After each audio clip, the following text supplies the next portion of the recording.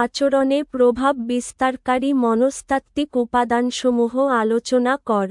মনস্তাত্ত্বিক বৈশিষ্ট্যসমূহ আলোচনা কর। অথবা ভোক্তার ক্রয় আচরণে প্রভাব বিস্তারকারী মনস্তাত্ত্বিক উপাদানগুলো বর্ণনা কর। উত্তর ভূমিকা। ভোক্তার ক্রয় আচরণ 4 ধরনের মনস্তাত্ত্বিক উপাদানের দ্বারা প্রভাবিত হয়ে থাকে।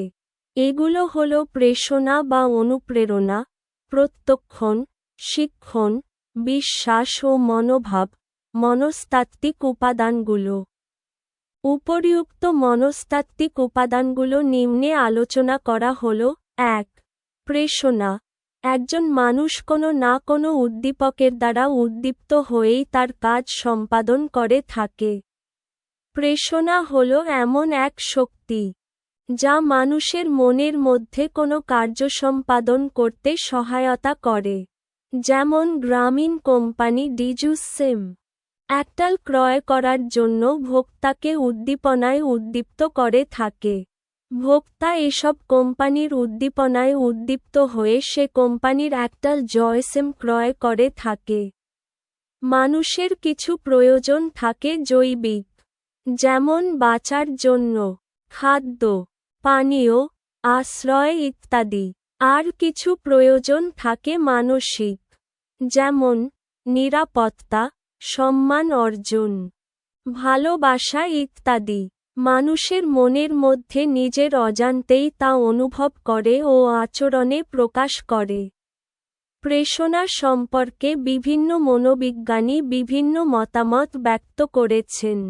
তাদের মধ্যে সিগমন্ড ফ্রেড এবং আব্রাহাম ম্যাসলো এর প্রদত্ত মতবাদে ভোক্তা বিশ্লেষণ এবং বাজারজাতকরণের জন্য গুরুত্বপূর্ণ অর্থ প্রকাশ পায়।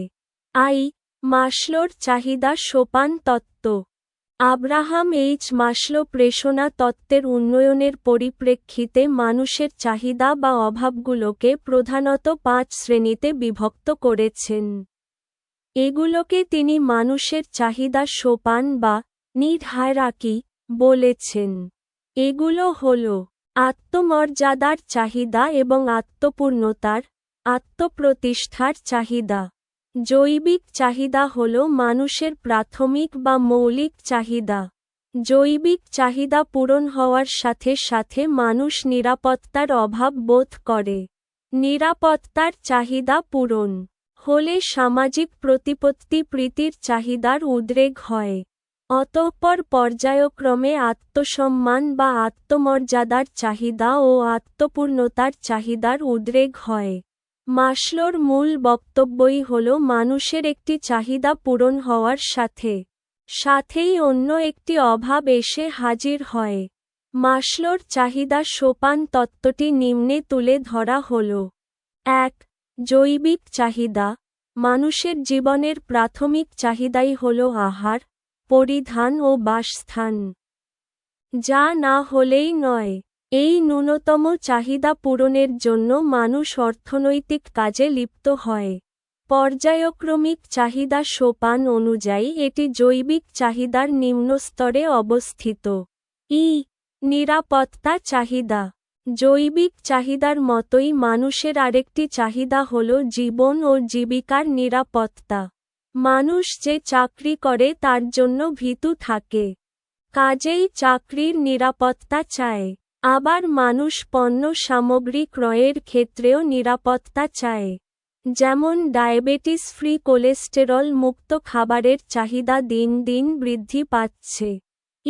সামাজিক চাহিদা ক্রমান্বয়ে মানুষের নিরাপত্তার চাহিদা দূর হওয়ার পর তার সামাজিক চাহিদার অভাব দেখা দেয়।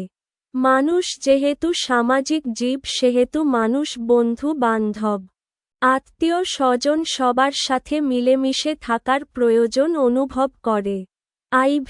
আত্মমর্যাদার চাহিদা। মানুষের সামাজিক চাহিদা পূরণের পর মানুষের আত্মমর্যাদার বা মান সম্মান, শ্রদ্ধা অর্জনের চাহিদা অনুভব করে। আর আত্মমর্যাদার জন্য মানুষ সুন্দর বাড়ি গাড়ি প্রত্যাশা করে। আত্মপ্রতিষ্ঠার চাহিদা। উপরিউক্ত চাহিদাগুলো পূরণের পর মানুষের মধ্যে আত্মপ্রতিষ্ঠার চাহিদা অনুভূত হয়। প্রত্যেক মানুষ তার সৃজনশীল প্রতিভা বিকাশের মাধ্যমে আত্মপূর্ণতা লাভ করতে চায়। এজন্য সৃষ্টধর্ম গুণাবলী বাস্তবায়নে যত বেশি সুযোগ থাকে তত বেশি প্রেষণা লাভ বৃদ্ধি পায়। এভাবেই আব্রাহাম মাসলো তার চাহিদা সোপান তত্ত্বটিকে ব্যাখ্যা করেছেন। খ. প্রত্যক্ষণ।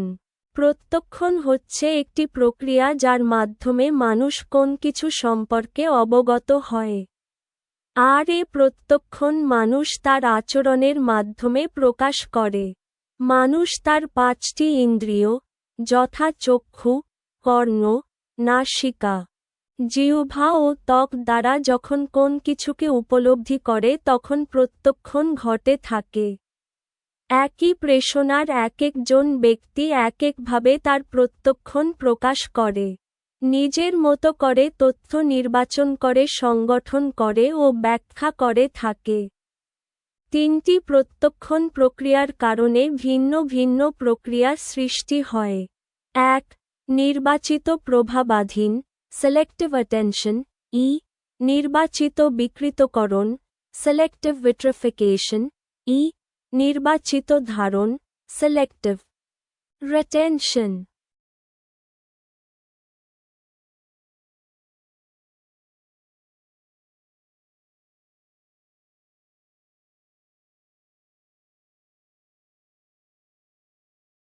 এক. নির্বাচিত প্রভাবাধীন প্রত্যেক ব্যক্তি প্রতিদিন অসংখ্য বিজ্ঞাপনের মুখোমুখি হয়ে থাকে। সকলেই সকল বিজ্ঞাপনের প্রতি আকর্ষিত হয় না। বেশিরভাগই এড়িয়ে চলে। তবে সেই মুহূর্তে যে জিনিসটি দরকার বা প্রয়োজন সে ওই সকল বিজ্ঞাপনের প্রতি বেশি সম্পর্কিত যে বিজ্ঞাপন তার প্রতি মনোযোগী, প্রভাবিত হওয়াই হল নির্বাচিত প্রভাবাধীন। যেমন কোন ব্যক্তির ফ্রিজ কেনার প্রয়োজন অর্থাৎ কম দামের মধ্যে ভালো ফ্রিজ, তখন সে ব্যক্তি ফ্রিজ কোম্পানিগুলোর দিকে নজর দিবে। আবার কেউ টেলিভিশন কেনার প্রয়োজন বিশ্বকাপ ফুটবল খেলা দেখার জন্য, তখন সে ব্যক্তি টিভি কোম্পানিগুলোর দিকে নজর দিবে। নির্বাচিত বিকৃতকরণ। নির্বাচিত বিকৃতকরণ বলতে বোঝায় ভোক্তার নিকট প্রচারিত তথ্য বিকৃত অবস্থায় পৌঁছে। যারা উদ্দীপক হয়ে ভোক্তার দৃষ্টি আকর্ষণ করে তারা বেশিরভাগ ক্ষেত্রে তার তথ্যগুলি সঠিকভাবে উদ্দীপিত করে না। ফলে কোন ভোক্তা যদি উহা নিজের মতো করে ভাবার চেষ্টা করে তবে শেষ পর্যন্ত তথ্যগুলো তার নিকট বিকৃত হয়ে পৌঁছে। তাই সর্বদাই একজন বাজারজাতকারীকে একজন ক্রেতার কী প্রয়োজন এবং কিভাবে বিজ্ঞাপন উপস্থাপন করে সেই মোতাবেক তার কার্যক্রম পরিচালনা করবে। নির্বাচিত ধারণ করা খোলতে বোঝায় মানুষ যা শিখে সেগুলোর যতটুকু অংশ ধরে রাখতে পারে তাই নির্বাচিত ধারণ। অর্থাৎ যে সকল বিষয়ে তাদের মনে বিশ্বাস এবং মনোভাবকে সমর্থন করে সে সকল তথ্য মনে ধারণ করার প্রবণতা বেশি। তাই একজন বাজারজাতকারীকে তার বিক্রয় বার্তা যথাযথভাবে ভোক্তা বা ক্রেতার নিকট পৌঁছাতে উপরিউক্ত প্রত্যক্ষণগুলো গুরুত্বের সাথে বিবেচনা করতে হবে। 3. শিক্ষণ। মূলত শিক্ষণ হল কোনো বিষয় সম্পর্কে জানা বা শেখা। মানুষ তার পরিবার থেকে যা শেখে তাই শিক্ষণ। মানুষের জীবনে শিক্ষণের বেশিরভাগ অংশই পরিবার থেকে শিখে। অর্থাৎ মানুষের আচরণের যে বহিঃপ্রকাশ তাকেই শিক্ষণ বলে। কিন্তু বাজারজাতকরণ নীতিমালার দৃষ্টিকোণ থেকে শিক্ষণ হল কোন জিনিস ক্রয়ের ক্ষেত্রে ভোক্তার ক্রয় আচরণে যে বহিঃপ্রকাশ ঘটে। অর্থাৎ কোন জিনিস ক্রয়ের ক্ষেত্রে ভোক্তার ক্রয় আচরণে যে সকল উপাদান প্রভাবিত করে তাকে শিক্ষণ বলে। উপাদানগুলোর মধ্যে রয়েছে তাড়না, উদ্দীপক, ইঙ্গিত, সাড়া এবং পুনরুজ্জীবক ইত্যাদি যা ভোক্তার ক্রয়ের ক্ষেত্রে প্রভাবিত করে। আর এগুলোর মাধ্যমেই শিক্ষণ সম্পন্ন হয়। একটি উদাহরণের মাধ্যমে বিষয়টি দেখানো যেতে পারে কোনো ব্যক্তির মোবাইল সিম ক্রয়ের ক্ষেত্রে সে কি বাংলালিংক কিনবে, নাকি এয়ারটেল, নাকি গ্রামীণফোন কিনবে? সেই ক্রয় কার্যসম্পাদনার আচরণের যে বহিঃপ্রকাশ ঘটে তাই শিক্ষণ। তাই একজন বাজারজাতকারীকে শিক্ষণের সকল উপাদানের দিকে নজর রাখতে হবে এবং সে অনুযায়ী তার কার্যক্রম গ্রহণ করতে হবে।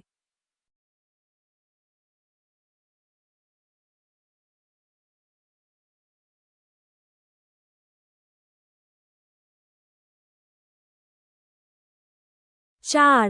বিশ্বাস ও মনোভাব। বিশ্বাস ও মনোভাব ভোক্তার ক্রয় আচরণের ব্যাপকভাবে প্রভাব বিস্তার করে থাকে। কেননা মানুষের যে জিনিসের প্রতি, ব্র্যান্ডের প্রতি বিশ্বাস সৃষ্টি হবে, সে ওই ব্র্যান্ডের পণ্য ছাড়া অন্য ব্র্যান্ডের পণ্য কিনবে না। যেমন মোবাইল ক্রয় করার ক্ষেত্রে নকিয়া, স্যামসাং, সোনি ইত্যাদি সেটগুলির মধ্যে মানুষের বিশ্বাস নকিয়া সেটের প্রতি। কারণ নকিয়া সেট বেশি দীর্ঘস্থায়ী হয়। আবার বিশ্বাস পণ্যের প্রতি ভোক্তার মনোভাব তৈরি করে। Philip Kotler and Gary Armstrong এর মতে, An attitude describes a person's relatively consistent evaluations, feeling and tendencies towards an object or idea. মনোভাব হল একটি মাধ্যম যা কোন বিষয় বা ধারণার প্রতি ব্যক্তির তুলনামূলক দৃঢ় মূল্যায়ন, অনুভূতি এবং প্রবণতা প্রকাশিত হয়। মনোভাব মূলত মানুষের পছন্দ অপছন্দের প্রতিক্রিয়া সৃষ্টি করে। যেমন মোবাইল সিম কিনতে গেলে কোন সিম কিনবে সেক্ষেত্রে গ্রামীণের নেটওয়ার্ক অন্যান্য কোম্পানির চেয়ে ভালো হওয়ায় তাদের সিম বেশি বিক্রয় হয়ে থাকে। গ্রামীণ এর যে স্লোগান, দূরত্ব যতই হোক কাছে থাকুক, যা ভোক্তার মনোভাবকে দৃঢ় করে। ভোক্তার মনোভাব নির্ধারণ করা খুবই কঠিন, তাই বাজারজাতকারীকে ভোক্তার বিদ্যমান সে মনোভাবের সাথে সামঞ্জস্য রেখে পণ্য তৈরি করতে হবে। উপসংহার। উপরিউক্ত আলোচনা শেষে বলা যায় যে, উপরিউক্ত উপাদানগুলো ভোক্তার ক্রয় আচরণে ব্যাপকভাবে প্রভাব বিস্তার করে থাকে। তাই একজন বাজারজাতকারীকে উপরিউক্ত বিষয়গুলো বিবেচনা করে বাজারজাতকরণ মিশ্রণ তৈরি করতে হবে।